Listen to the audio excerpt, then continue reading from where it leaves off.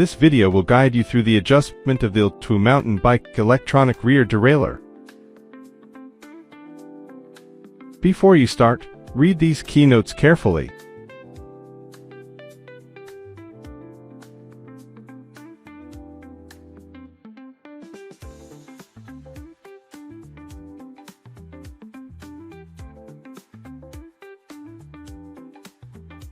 Move the chain to the largest cassette sprocket.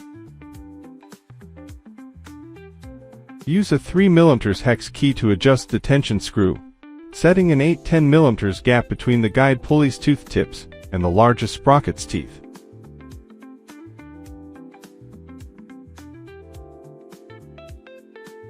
Press the shifter switch up, down buttons to move the chain to the middle cassette gear. For 12-speed cassettes, position the chain on the 7th sprocket. For other speeds, follow the diagram to find the right sprocket. Press and hold the rear derailleur's function button for 3 seconds to enter calibration mode. The indicator will flash green rapidly. Turn the crank and tap the shifter switch downshift button repeatedly to nudge the guide pulley toward the largest sprocket, until the chain touches the 6th sprocket with a soft rattle.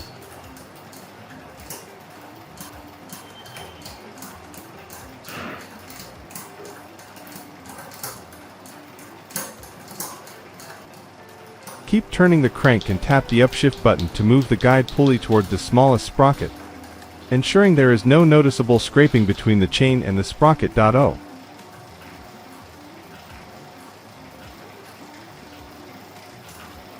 At this point, set this position as the final target for adjustment.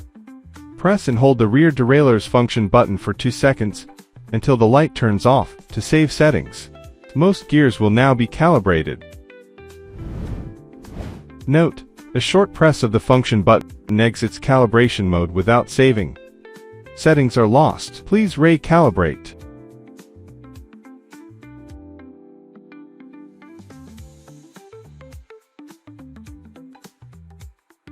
Shift through all gears to check smoothness.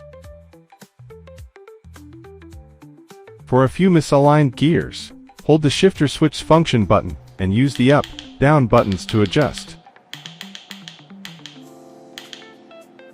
For multiple misaligned gears, re-enter calibration mode to recalibrate.